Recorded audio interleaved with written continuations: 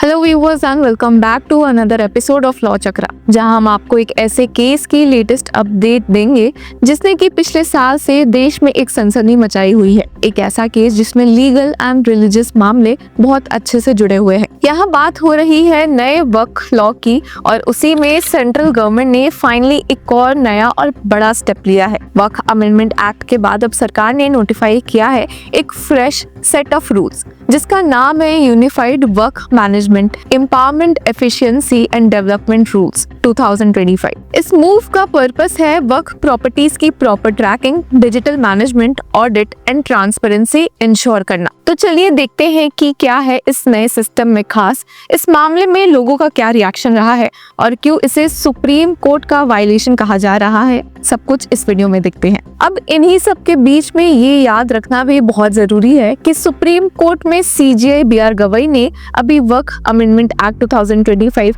के ऑपरेशन पर स्टे का ऑर्डर रिजर्व किया हुआ है। इस केस में सेवरल पिटिशंस फाइल की गई है जिसमें लोग कह रहे हैं कि ये अमेंडमेंट आर्बिट्ररी है या फेडरल स्ट्रक्चर को अंडरमाइन करता है। लेकिन जब तक कोर्ट का स्टे या बड़ा फैसला नहीं आता, ये नए रूल्स लीगली बाइंडिंग है और अप्लाई किए जाएंगे। पर इसी पे कई अपोजिशन लीडर्स ने कहा है कि जब सुप्रीम कोर्ट के ऑर्डर का वेट किया जा रहा है, वो अभी पेंडिंग है, उसके बावजूद सुप्रीम कोर्ट का वो ऑर्डर जो ये डिसाइड करेगा कि क्या ये एक्ट कॉन्स्टिट्यूशनल है भी या नहीं। सेंट्रल गवर्नमेंट आए दिन कैसे इस एक्ट को कॉन्स्टिट्यूशनल मानते हुए न्यू डेवलपमेंट्स पेश कर रही है। हाल ही में उन्होंने वक्फ का पोर्टल लॉन्च किया था और अब ये आए हैं हमारे सामने नए रूल्स। पर अब एक नजर इन रूल्स पर डाल देते हैं। पहले तो ये रूल्स बनाए गए हैं अंडर सेक्शन 108B जो वक्फ एक्ट 1995 में वक्फ अमेंडमेंट एक्ट 2025 के थ्रू इंसर्ट किया गया है। अब अमेंडमेंट 8 अप्रैल 2025 से इफेक्ट में आ गया है और अब इसके बेसिस पर रूल्स नोटिफाई किए गए हैं। तो basically section 108B empowers the center to frame rules for work asset management, registration, accounts, audit and provisions for the maintenance of widows, divorced women, orphans, etc. और इसी सेक्शन का use करते हुए central government ने कुछ rules notify किए हैं। पहला है पोर्टल एंड डेटाबेस पर टेक्नोलॉजी का जबरदस्त यूज हुआ है। अब रूल्स के अकॉर्डिंग एक सेंट्रल पोर्टल एंड डेटाबेस बनेगा जहां सारी वक्फ प्रॉपर्टीज की डिटेल्स मेंटेन की जाएगी। इसी में एक रूल है कि the joint secretary to the government of India in the ministry of minority affairs in charge of the Waqf division shall be responsible for the supervision and control of the portal and database. इसके साथ ही हर वक्फ और उसकी property को मिलेगा auto generated unique ID जो future trekking के लिए authentic reference बनेगा। अब ये डेटाबेस क्रॉस स्टेट वक्फ एसेट्स को डिजिटली ट्रैक करेगा और इंश्योर करेगा कि कोई भी प्रॉपर्टी हाइड या मिसयूज ना हो। तो अब इस रूल्स में स्टेट गवर्नमेंट की जिम्मेदारी क्या है? हर स्टेट को एक नोडल ऑफिसर अपॉइंट करना होगा जो कि रैंक में जॉइंट सेक्रेटरी से कम नहीं हो। इसके अलावा every state government shell establish a centralised support unit in consultation with the central government for providing assistance in streamlining, uploading details of work and properties thereof, registration, maintenance of accounts, audit and other related activities of the work and the board। अब इस नए rules में मुतावली के roles और उनका portal access पर भी बहुत सारी बातें कही गई है।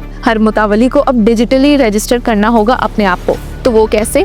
एवरी मुतावली must enrol on the portal and database by using his mobile number and email address through authentication by one time password received from the portal and database. अब एनरोल होने के बाद मुतावली अपने वक्फ और उसकी प्रॉपर्टी की कंप्लीट डिटेल्स पोर्टल पर upload करेगा। ये मूव वक्फ की पर्सनलाइज्ड अकाउंटेबिलिटी इस्टेब्लिश करता है। अगर किसी प्रॉपर्टी को गलत तरीके से वक्फ डिक्लेयर किया गया हो तो the inquiry into the wrongful declaration of any property as waqf must be completed by the designated officer of the government within 1 year of the reference from the district collector. State level survey और list publication का क्या process है? तो after completion of survey the state government shall publish the list of waqf which shall contain the identification, boundaries of waqf properties, there use and occupier, details of the creator, mode and date of such creation, purpose of waqf, their present mutawalli and management. सिर्फ यही नहीं बल्कि state government पर यह भी responsibility है कि they must upload the notified list of Waqf and the details of each Waqf on the portal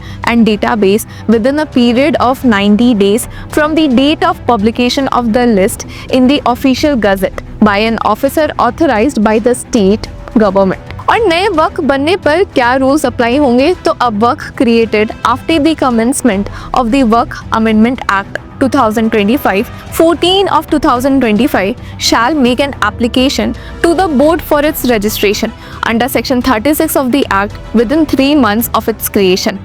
यानी कि नए वक्फ को 3 मंथ के अंदर ही रजिस्टर करवाना बेहद जरूरी है। आपको बता दें कि इसके साथ ही the rules provide for the manner of keeping of accounts, conduct of audit and keeping of registers etcetera. सिर्फ यही नहीं बल्कि विडोज, डिवोर्स्ड वुमेन, ऑर्फन्स का वेलफेयर भी इंक्लूडेड है। The rules provide for the manner of payment for maintenance of widow, divorced women and orphans etcetera. हालांकि इस नए रूल्स पर अपोजिशन का रिस्पॉन्स भी आया है। रिपोर्ट्स के मुताबिक कुछ अपोजिशन पार्टीज ने कंसर्न रेज किया है कि ये मूव वक्फ बोर्ड्स की ऑटोनॉमी पर इफेक्ट डाल सकता है, लेकिन सरकार का कहना है कि ये रूल्स सिर्फ ट्रांसपेरेंसी एंड एफिशिएंट गवर्नेंस के लिए बनाए गए हैं और कम्युनिटी के इंटरेस्ट में ही है। अगले कुछ हफ्तों में सुप्रीम कोर्ट का वर्डिक्ट और अपोजिशन की स्ट्रैटेजी दोनों पर नजर रखनी होगी, क्योंकि अगर कोर्ट ने इस नए एक्ट पर स्टे लगा दिया या अपोजिशन ने पार्लियामेंट में मोशन लाया तो रूल्स की इम्प्लीमेंटेशन पर असर पड़ सकता है। अब इसी के बीच में कई लीगल एक्सपर्ट्स ने अपनी राय भी रखी है।